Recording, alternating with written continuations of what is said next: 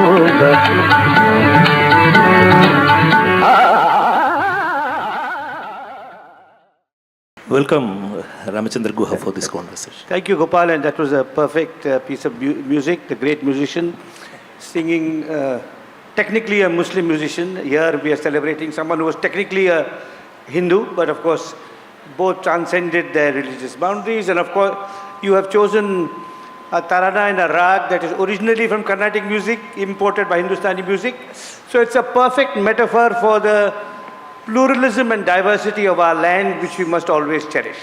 So thank you. Yes. Raga Hamsathwani is basically South Indian music, raga, and it was taken to Hindustani music by Ustad Aman Ali Khan of Bendi Basar Gharana, and then Ustad Amir Khan Saab, through this tarana and other compositions, he popularized the raga in the North Indian music. Therefore, the raga which you heard now is basically from South India. We are living through 2025. This year has a special relevance in Indian socio-political history, especially for the modern India. 2025 is the centenary of Sarojini Naidu becoming the first Indian woman president of the International Congress. We can't forget the fact that only in 1928 women in Britain got the right to vote. You have written that it was Gandhi who took the initiative to make Sarojini Naidu the president of Congress. What were the factors that enabled Gandhi to take the lead in bringing women into the social arena in a country like India in the early decades of the 20th century? That's a very important question, but to understand why Gandhi was instrumental in having a female president of an Indian political party at a time when no major Western democracy, so neither England nor France nor Germany or the United States, had women even as the president of a district council or as a MLA. To understand that, we have to go back to Gandhi's years in South Africa and how that shaped him. Gandhi grew up as a typical Indian patriarch, which meant he expected his wife to serve him. Of course, he loved his mother. But apart from the patriarchal belief that man is superior to woman, Gandhi also, because he was born in the 19th century, never knew a woman who was not of the household. So the only women he knew were his mother, his sister, his wife, maybe a female cousin. It was impossible in the India that Gandhi grew up in for men and women to be friends. Not romantic friends or romantic partners, but just friends. And in South Africa, Gandhi met two remarkable Western women. So the first was a lady called Millie Pollack, whose husband, Henry Pollack, was Gandhi's closest friend. And Henry was a Jew, Millie was a Christian. And the marriage, Gandhi, the Hindu, was the witness. And they shared a home in Johannesburg, a white couple sharing a home with an Indian couple in Johannesburg, which is the most racist country in the world in 1905. And Millie saw that Gandhi would go to the law chambers, come back, and Kasturba would not eat till the husband came. That is still common, regrettably, in some Hindu households, maybe not in Kerala, but in other parts of India. And she said, "What is this? Why should the woman serve the husband?" And then she got into a debate with Gandhi, which she recollects in her book, and slowly Gandhi started recognizing that this kind of unconscious superiority that the Hindu man had, and of course in India also the Muslim man and the Sikh man, and in Kerala surely the Syrian Christian man as well, had over his wife, was wrong. And he opened up slowly. Then in his office, he had a woman secretary, a Jewish secretary called Sonia Schlesing, who was incredibly independent-minded person. So Gandhi was her boss, but she would argue with Gandhi. So slowly he was shedding his patriarchal prejudices. As time moved on, Gandhi's eyes were opened further by women taking part in the Satyagraha.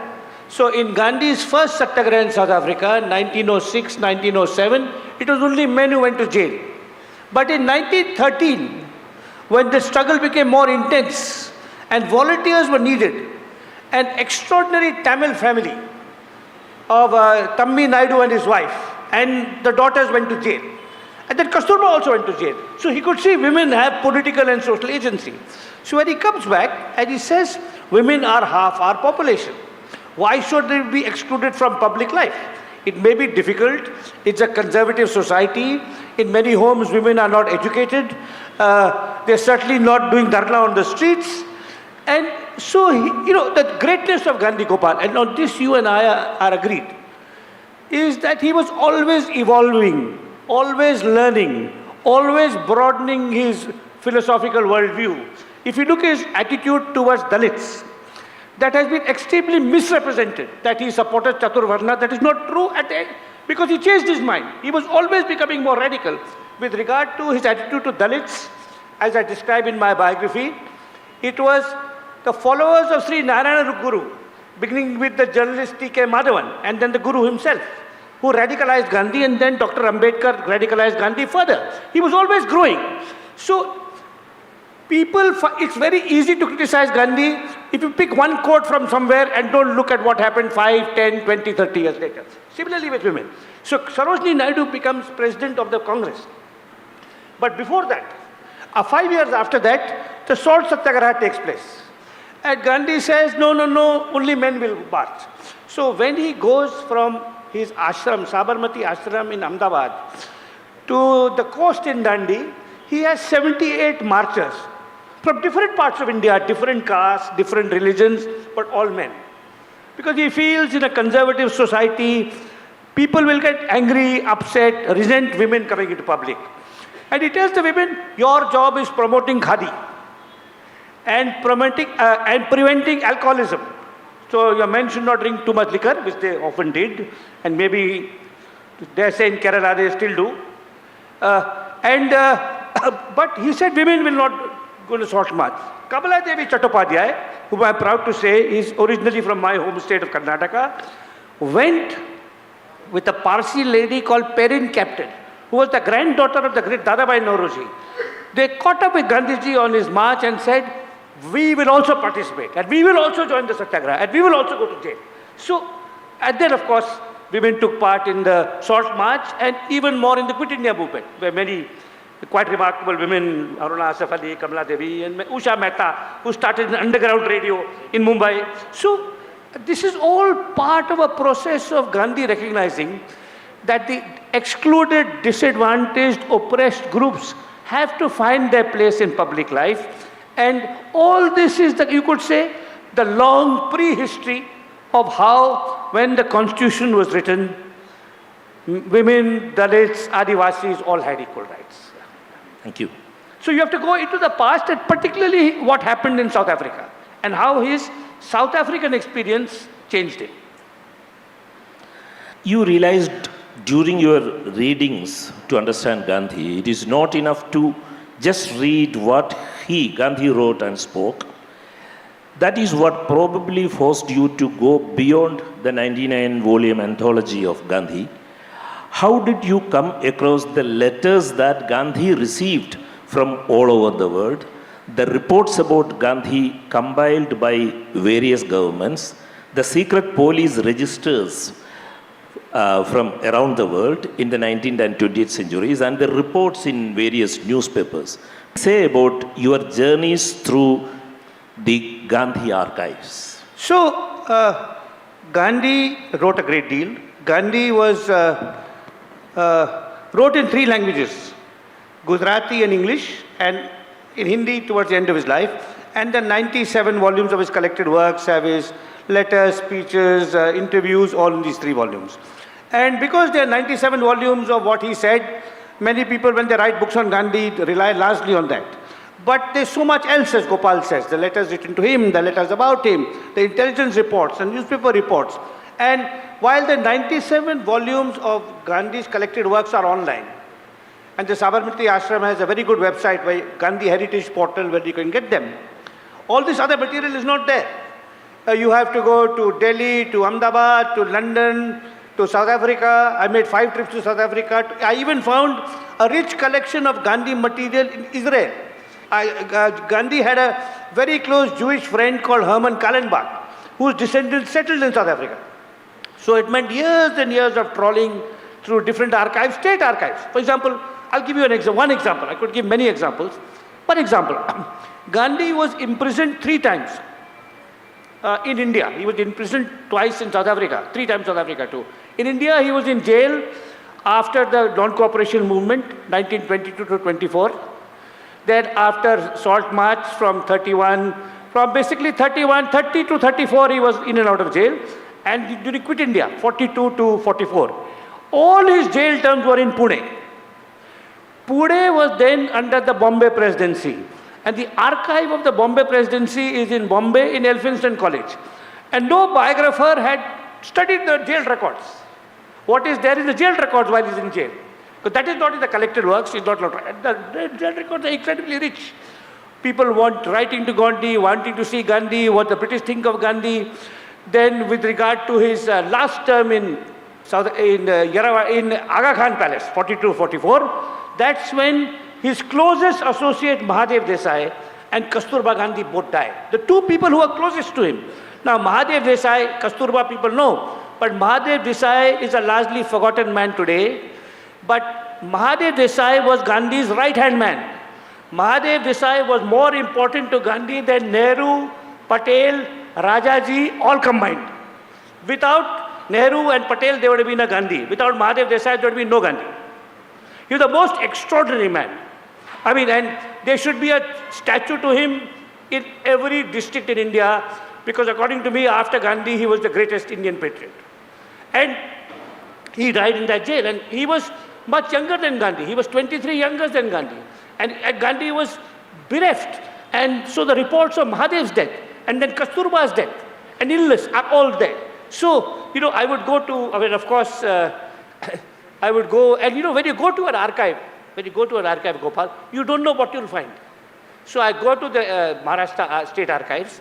It is in Elphinstone College, Kala Ghoda, quite close to Gateway of India and all. And you have to look at the records and for those of you who have not done historical research, it is very exciting because I said, you don't know what you'll find. So there'll be an index. It will say Home Department, index for 1942. Gandhi's arrest, that's all.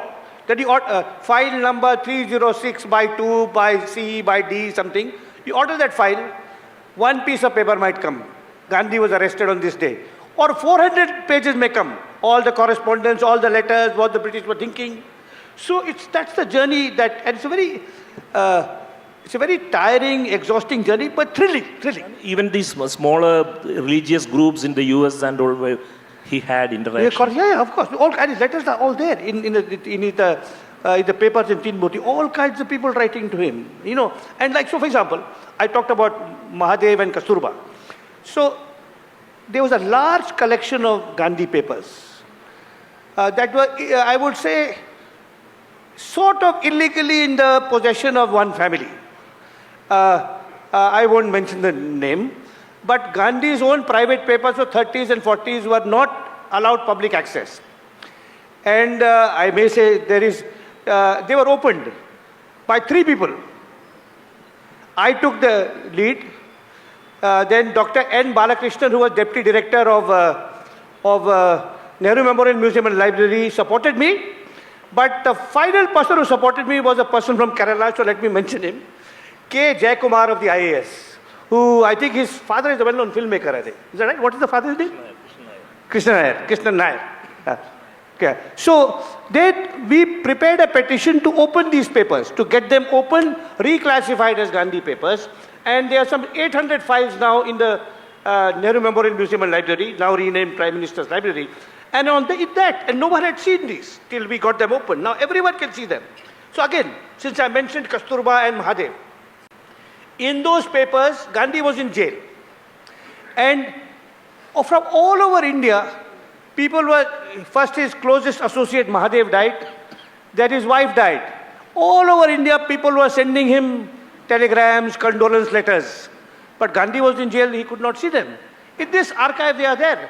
500 letters and telegrams about Mahadev Desai and what he meant to Gandhi.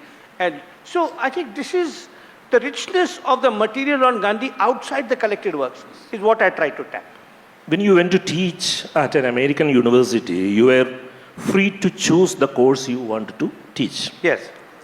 When you chose Gandhi, the department head said not to be surprised if not a single student showed up. But students from different cultures and corners of the world came there. Can you tell about that memory? Yes, so this was 1997, almost 30 years ago, and I was, developing an interest in Gandhi. This is the University of California at Berkeley, and I wanted to teach a course on, at that time, I was a specialist on environmental history, and I had written 3 books on India's environmental problems. And since you will permit me, since I'm in this wonderful state, in those days, in my work on environmental movements, I got to know and greatly admire Professor M.K. Prasad of the KSSP, who was instrumental in getting some of our work translated to Malayalam. So I was known as an environmental scholar. So the university invited me to teach a course on environmentalism. But I said I will teach a course on Gandhi. And they said, look, this is California. It is the cutting edge of solar energy and green thinking. And in America, unlike in India, in a university, attendance is not compulsory. The name of the course comes, name of the lecturer. Depending on whether students find the lecturer interesting or the course important, they turn up. So 2 people may enroll, 200 may enroll. So I was told by my host, if you teach a course on the environmental movement in India and the world, since this is California, you'll get 100 students. But if you teach a course on Gandhi, you will get only a few ABCDs, America-born confused desis. And then one friend added that maybe they will not just be ABCDs, they will be ABCDEFGs, America-born confused desis, emigrated from Gujarat. So I was very nervous, but then I went and taught the course, and there were some 40 students from all across. An African-American, a Jew, a Burmese student who had been in the pro-democracy movement. And then I realized Gandhi is a global figure. You know, here I am going from Bangalore to teach a course in Berkeley on Gandhi, and there are students from 15 nationalities. If an American professor came to Bangalore University and offered a course on George Washington, surely there would be no one who's taking it. Right? So that is when I realized that is how Gandhi is universal. He is not the father, he may or may not be the father of the nation, but he is the most interesting Indian. You know, I flew here yesterday, Friday. My flight was in the evening, and before that I went to see a cartoon exhibition. Now those of you who visit my hometown, Bengaluru, there's a very nice cartoon gallery, Indian cartoon gallery off MG Road, near the Trinity Circle. And there was an exhibition of caricatures on Gandhi. So I went to see it. And there were, of course, many Indian cartoonists, including some Malayali cartoonists who had drawn sketches of Gandhi. But they had got caricatures of Gandhi by cartoonists from 23 different countries. Iran, Saudi Arabia, Turkey, Brazil, Italy, Spain. Now tell me,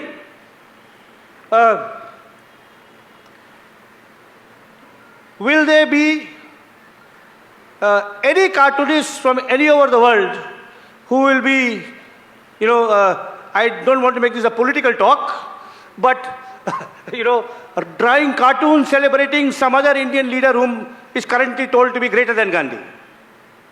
No chance. So that was the extraordinary thing about Gandhi, that in different ways, and as I was explaining to Gopal earlier today, I'm a Gandhi scholar. I'm not a Gandhian, because I occasionally like a glass of gin. I'm not a Gandhian. And I'm not a Gandhi Bhakt either. There's some things about his politics, his personal behavior, his treatment of his wife, you know, his treatment of Subhash Bose, that I don't agree with. But overall, on the big things he was right, and he was universal. He was speaking not just to India. So like the Buddha, Gandhi was speaking to the whole world, and we kicked out the Buddha, and that the rest of the world upheld the Buddha. The rest of the world will uphold Gandhi, but we have to make sure we don't kick out Gandhi. That's our job here, and that's why a festival like this is so important, and I congratulate the organizers of this festival.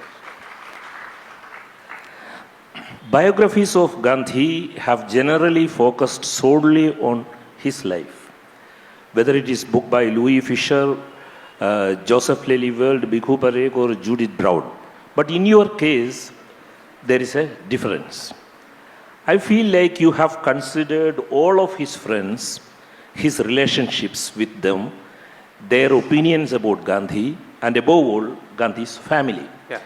In your view, how should a biographer look at the life of the person they are writing about? So, this goes back a long way. You know, when I started out as a biographer, I met a great Cambridge scholar called Nicholas Boyle, who is the most famous living biographer of the great German writer Goethe, you know, the truly world figure.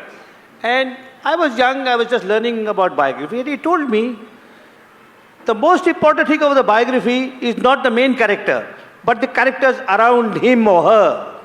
You know, your main character is Gandhi, but unless you flesh out and make living his friends, his rivals, his associates, his devotees, his wife, his children, those who oppressed him.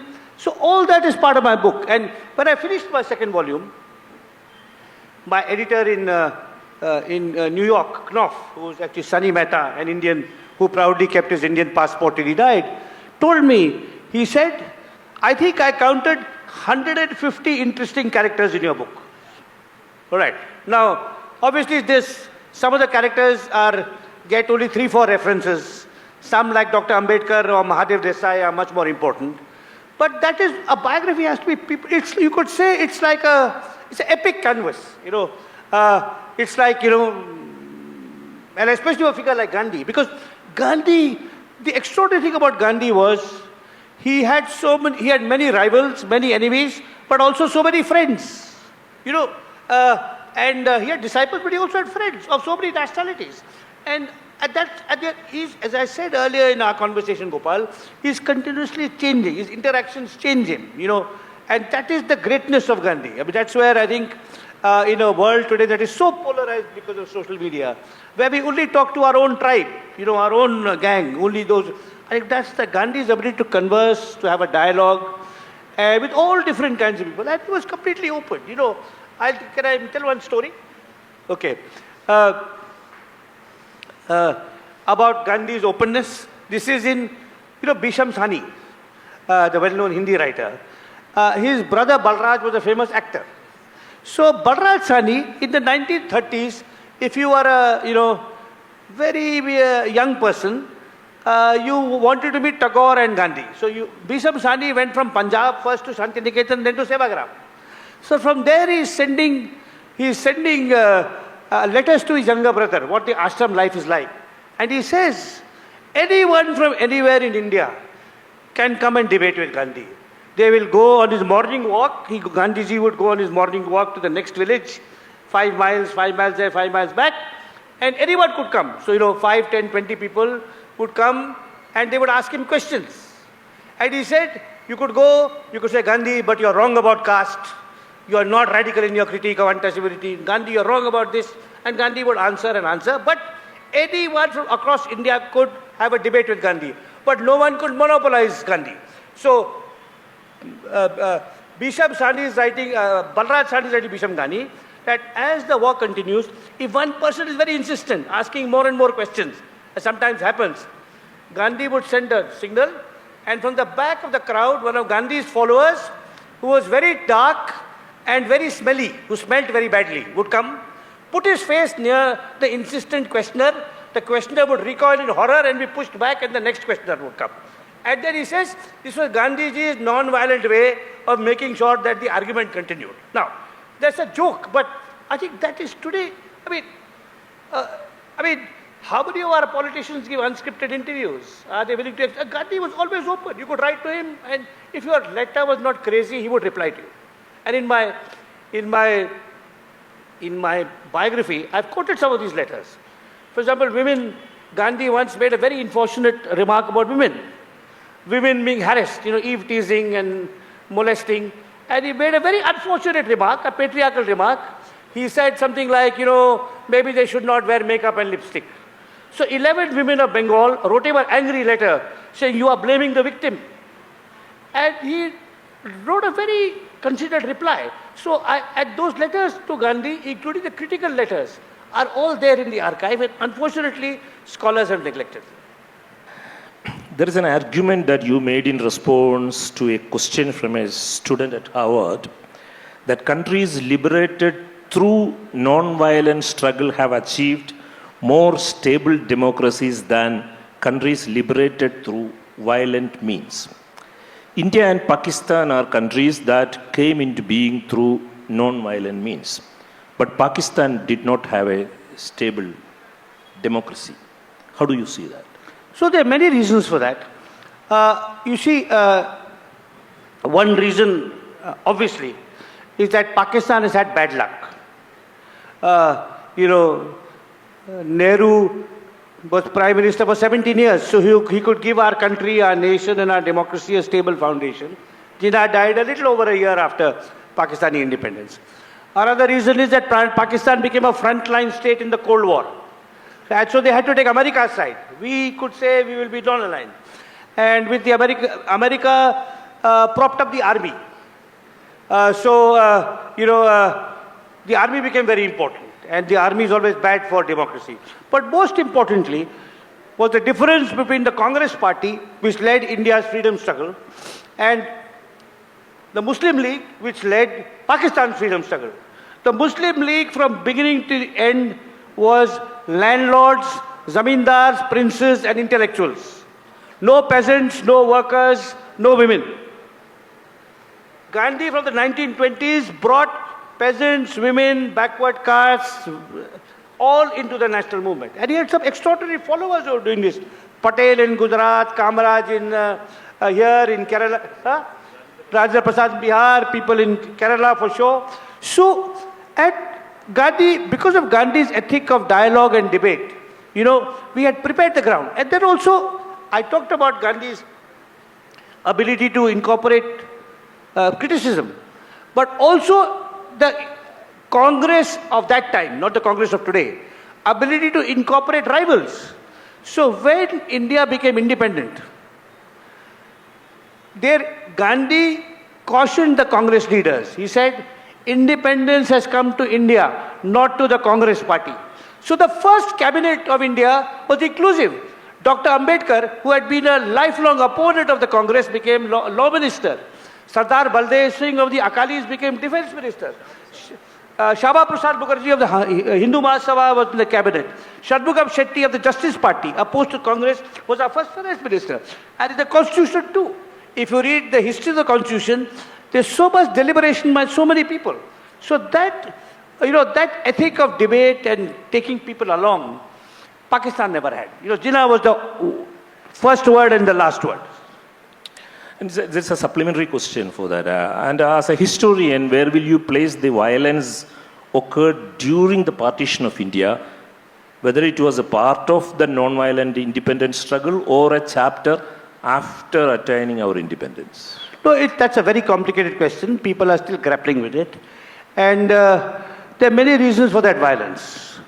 What reason for that violence is Mountbatten rushed the transfer of power.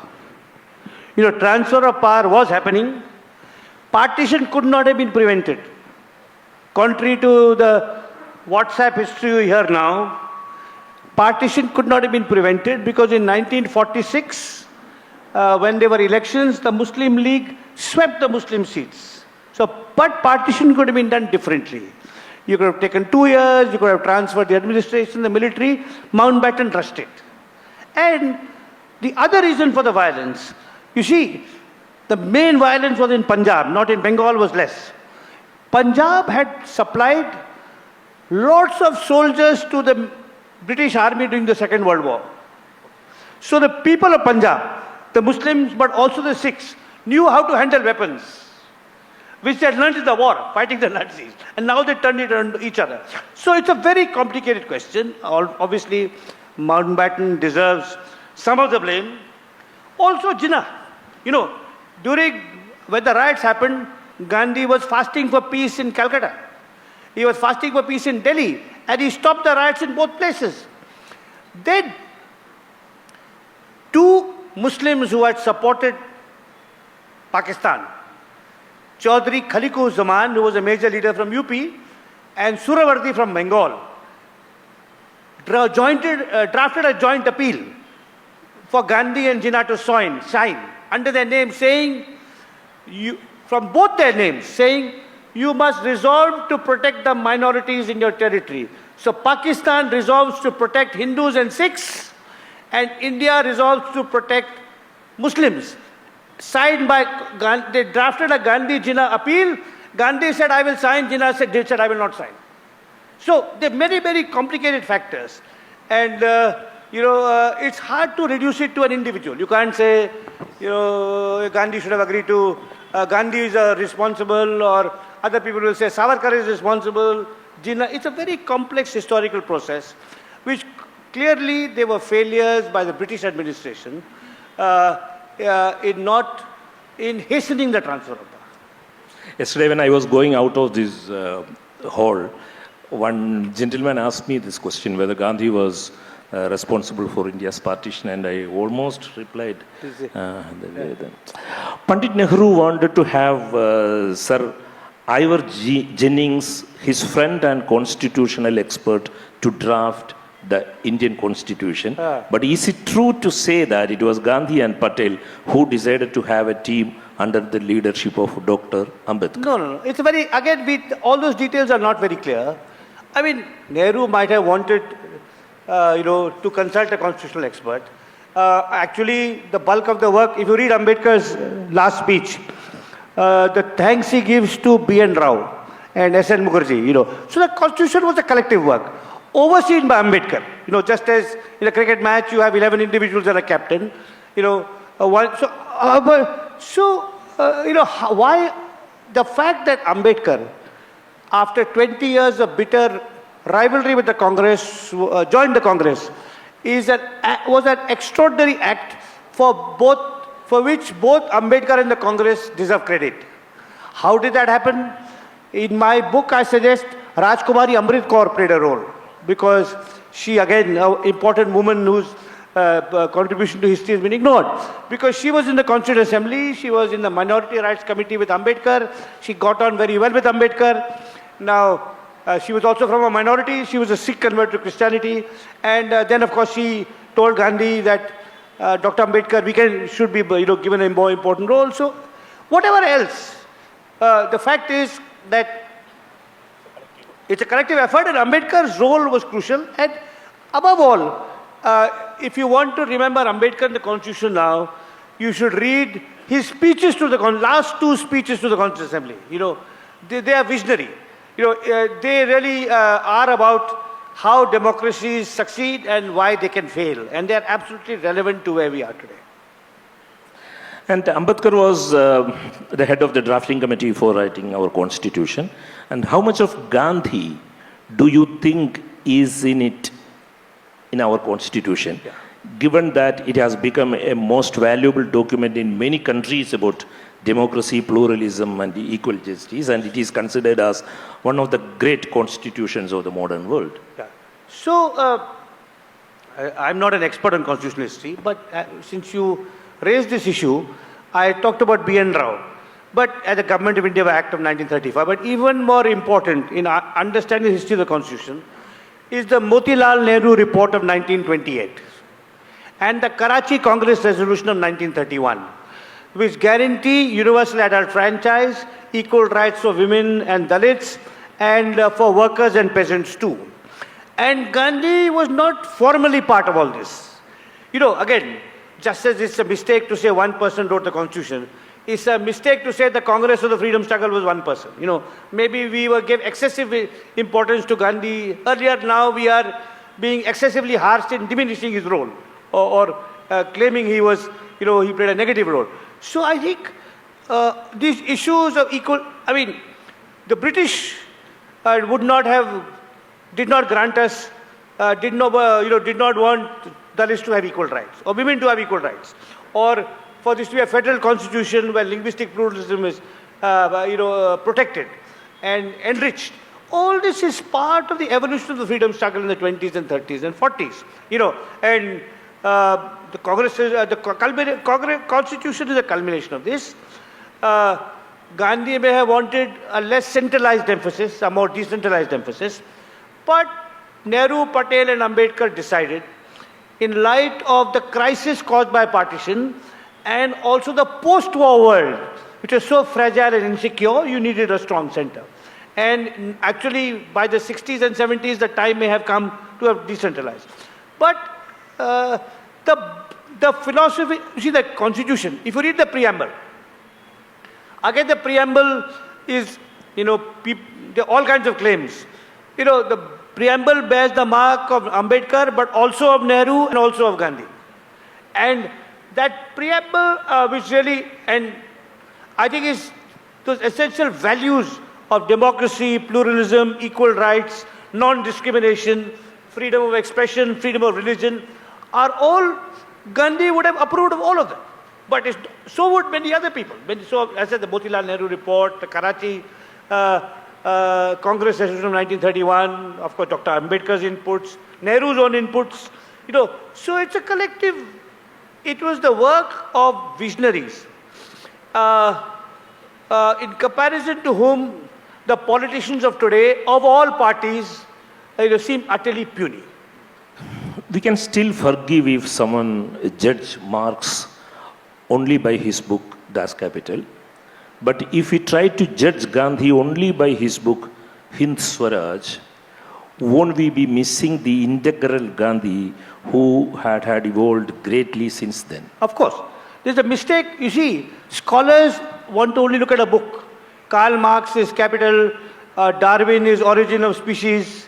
But Gandhi wrote really only one book, Hind Swaraj, which he wrote in 9 days on a ship. And he started writing in his right hand, and the right hand got tired, so he ended with his left hand. Now, clearly if you write a book in 9 days, you would, and you had no time to revise it. And he was still growing. He was then just 40 when he wrote it, right now. And he wrote no other book, so people think that's a textual attitude. But that kind of attitude is for a religious scholar to think, the Quran is my text, the Vedas are my text, the Bible is my text, whatever. But the Guru Granth, but if you understand Gandhi, you have to understand his evolution. In some ways, he stood steadfast to Hind Swaraj. The Hind Swaraj has a brilliant chapter on Hindu-Muslim harmony. It also has a very good chapter on non-violence. But it does not mention caste at all. Because his thinking on caste evolved only after he came back to India. Right. So, on technology, it is very negative, but his later writings are much more, open-minded. So, he had another 40 years to live. So, look at what he said in the 40 years after that, and then you get a better sense of what he stood for. Perhaps the first multilingual newspaper in the world history was started by Gandhi in South Africa, Indian Opinion. I understand that the languages were English, Hindi, and Gujarati. I am not sure whether there was Tamil.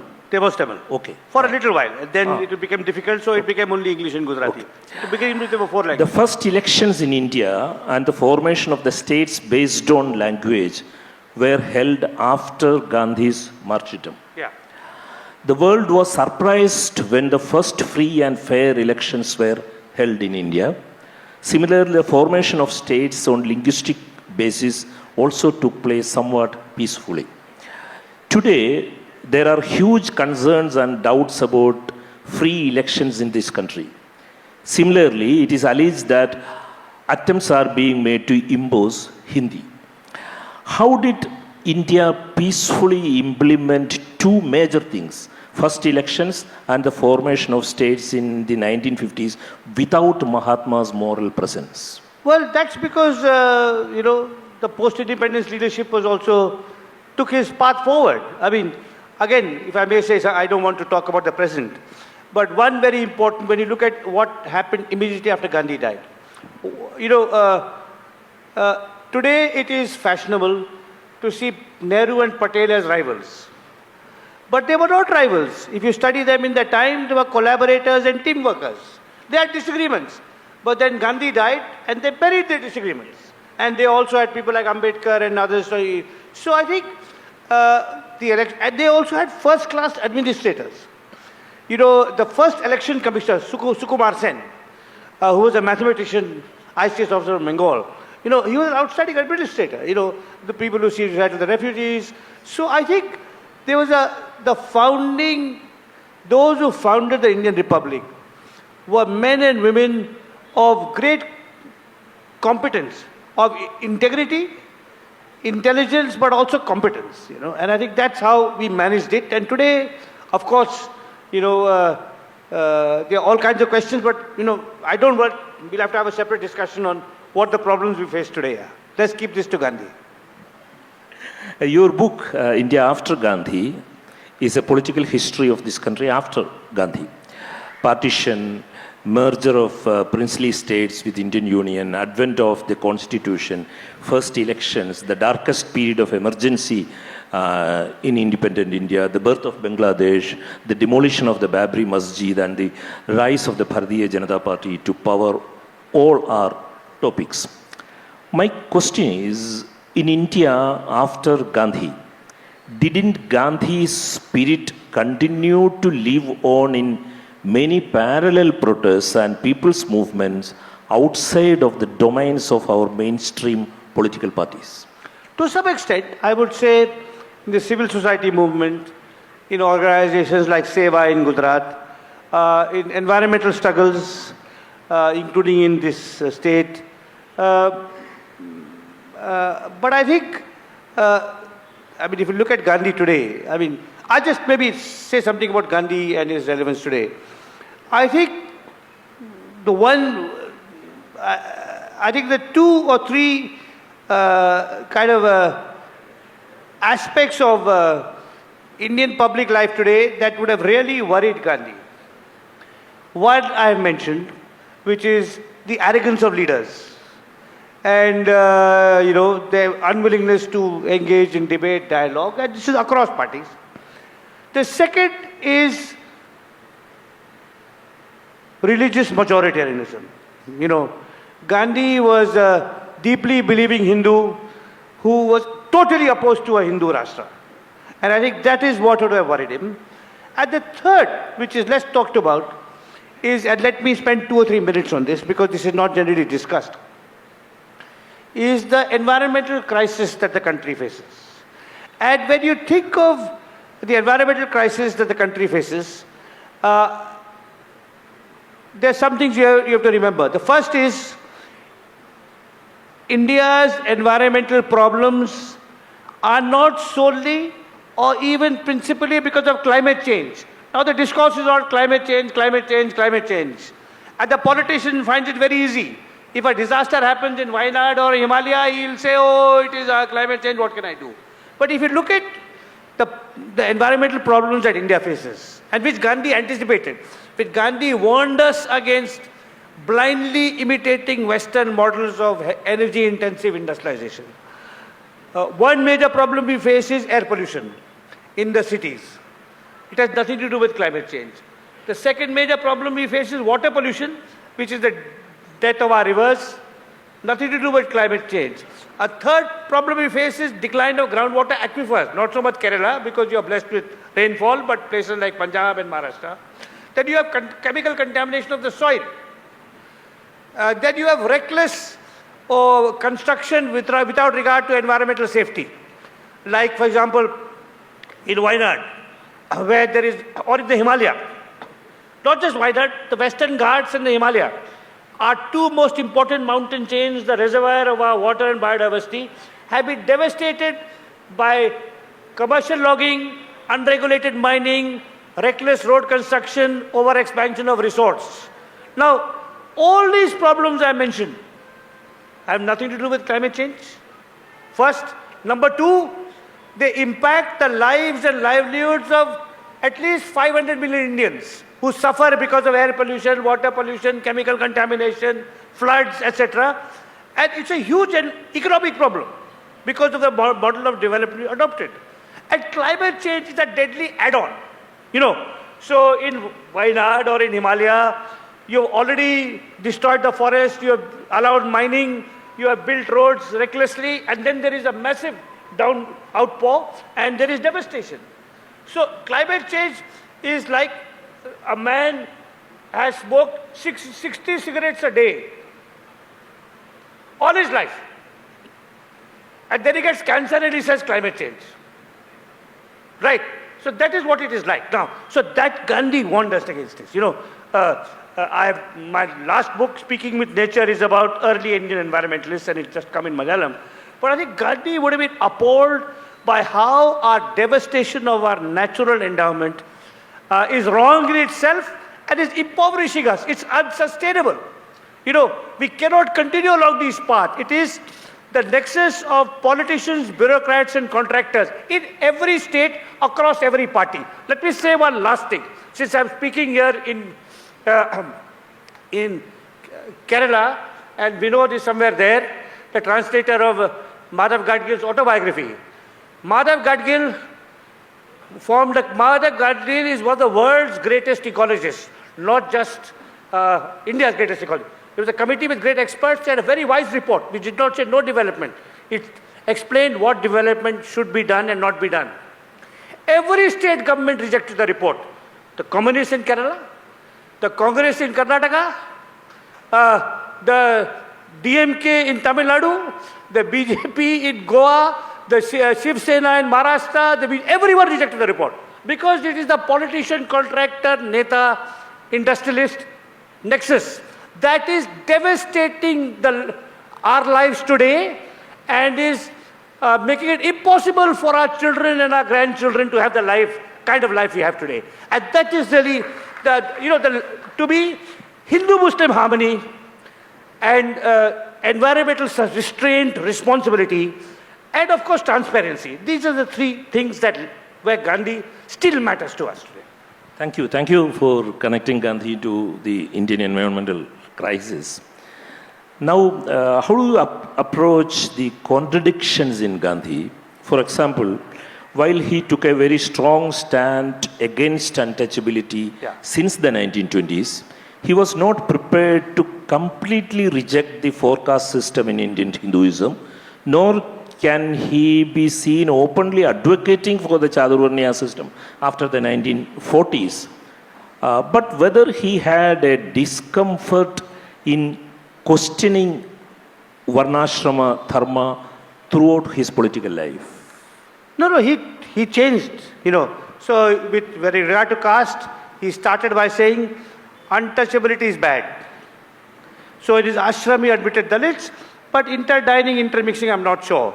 That Narayana Guru's followers persuaded him to promote intermixing, hence the temple entry movement in Vaikom which he endorsed. And then Dr. Ambedkar criticized him further and he started promoting intercaste marriages in his own ashram. And when you assess Gandhi's attitude towards caste, you have to assess it against his own time, not for the perspective 2025. Perspective 1925. What were upper caste Hindus saying about untouchability? Gandhi said in 1920, the upper caste Hindus who practice untouchability are the general dyers of Hinduism. That's what he said. You won't hear this remark quoted by the Dalit critics of Gandhi. You won't find it. Or even the non-Dalit critics of Gandhi. You won't find it.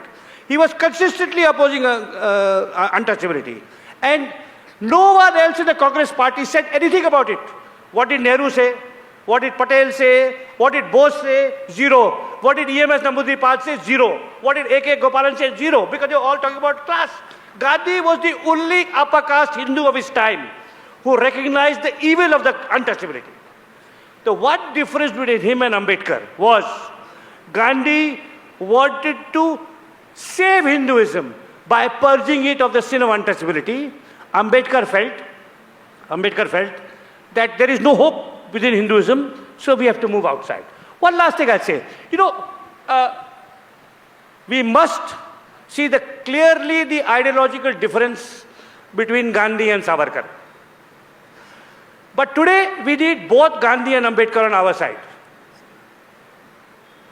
I always tell my friends who are critical of Gandhi, I admire Gandhi. And you cannot stop me from admiring Ambedkar too. Because we need them both. During the anti-CAA protests, one of the nicest things was that people had both their photographs. Because of course, when you are fighting the evil that is confronting us today. So that's the first thing. You have to assess Gandhi in his own time. The second is, Gandhi is not perfect, Gandhi is not God. Why do you ask only Gandhi to be God? Why haven't you asked the others? So within the context of his time, he was extremely radical on gender. Not today. Today we need more. We demand more of our men folk than what Gandhi did. Dalits rightly demand a faster and quicker and more thorough end to caste discrimination than Gandhi pursued, because Gandhi was doing so many other things. So I think some of these criticisms are facile, ahistorical, and the thing is, it's like, it's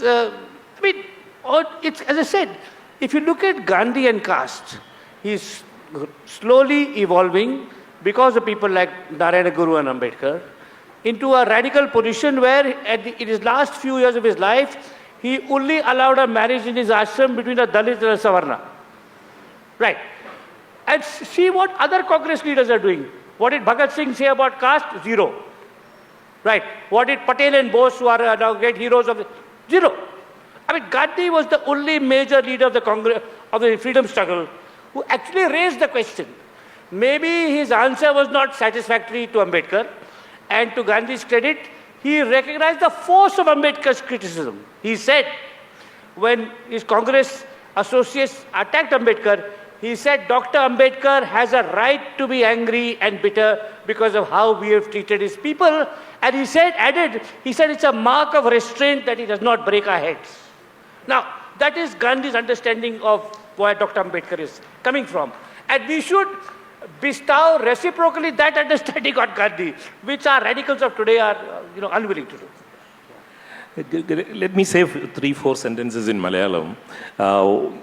Ramachandra Guha ഇപ്പോൾ general ഡയറിൻ്റെ കാര്യം പറഞ്ഞത് ഞാൻ മലയാളത്തിലൊന്ന് പറയാമെന്ന് വിചാരിച്ചു. കാരണം അദ്ദേഹം അത് പറഞ്ഞത് വൈക്കത്താണ്. വൈക്കത്ത് ഈ നമ്പ്യാതിരിയുടെ മനയുടെ മുന്നിലിരുന്ന് ഗാന്ധി നമ്പ്യാതിരിയോട് സംസാരിച്ചുകൊണ്ടിരിക്കുന്ന സമയത്ത് വൈക്കം ക്ഷേത്രത്തിന് ചുറ്റിലുമുള്ള വഴികളിലൂടെ അസ്പർശ്യർക്ക് നടക്കാനുള്ള അവകാശത്തിന് വേണ്ടി വാദിക്കുന്ന സമയത്ത് നമ്പ്യാതിരി പറയുന്നത് ഇത് എൻ്റെ കുറ്റമല്ല, ഇത് കഴിഞ്ഞ ജന്മത്തിൽ ഇവർ ചെയ്ത പാപത്തിൻ്റെ ഫലം അവർ അനുഭവിക്കുന്നതാണ്, ഞങ്ങൾക്കൊന്നും ചെയ്യാനില്ല എന്ന് നമ്പ്യാതിരി പറഞ്ഞപ്പോഴാണ് ഗാന്ധി പറഞ്ഞത് നമ്പ്യാതിരിയോട്, നിങ്ങളുടെ ഭാഷ ജാലിയൻ വാലാബാഗിൽ ജനങ്ങൾക്ക് നേരെ നിറയൊഴിച്ച ജനറൽ ഡയറിൻ്റെ അധികാര ഭാഷയാണ് നിങ്ങളിപ്പോൾ പറയുന്നതെന്ന് 1925 പറഞ്ഞതാണ് ഗാന്ധി എന്നുള്ളതാണ്. അത് I just wanted to remind you because that happened in Kerala. Now again, when I mentioned about the Kerala visit, while we were having lunch today, he made a very interesting remark. Therefore, I have added one more question here. In 1925, when Gandhi visited UC College, Gandhi in his speech said, people have a misconception that I am anti-science. Yeah. But he explained his position later in UC College, Alua, again 100 years back. Can you say that? Yeah, so Gandhi gave a speech in UC College, Alwa, where he said, it is the common misunderstanding that I'm a foe of science, an enemy of science. It is nothing of the kind. I admire science and the spirit of research, but what is the research for? Is it merely to have a theoretical breakthrough, or is it to help the bulk of the Indian people who live in the villages? So I'm all for science, but a science aimed at emancipating and bettering the lives of the ordinary Indian. So that is what, so Gandhi would have totally approved of KSSP, for example. Professor M.K. Prasad and people like him, whether they liked it or not, but carrying on that spirit. That Gandhi. Thank you. Gandhi, of course, understood the spirit of the various world religions.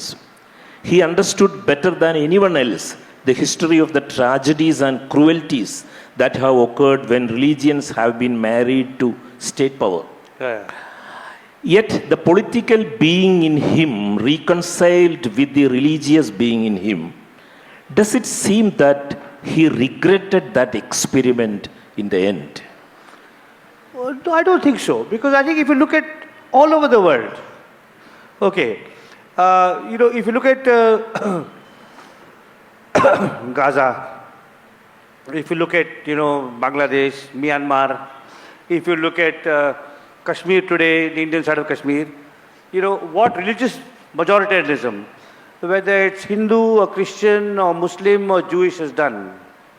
Gandhi would oppose to that. But is the answer to that atheism? That atheism has caused as many deaths. Soviet communism was atheist. Some 20 million people died, I don't know, at least 10 million people died in the famine that Stalin caused. Communist China was atheist. The great leap forward of Mao killed at least 20 million people. Pol Pot's butchery was done in the name of atheistic communism. Now, so the idea that religion kills, it factually is wrong. Secondly, religion answers, even Marx in his famous statement, religion is the opium of the people. If you read the first lines, it is something like, it is the sigh of a human being in a heartless world. So it provides an anchor. Now what do you do with it? Gandhi said, each religion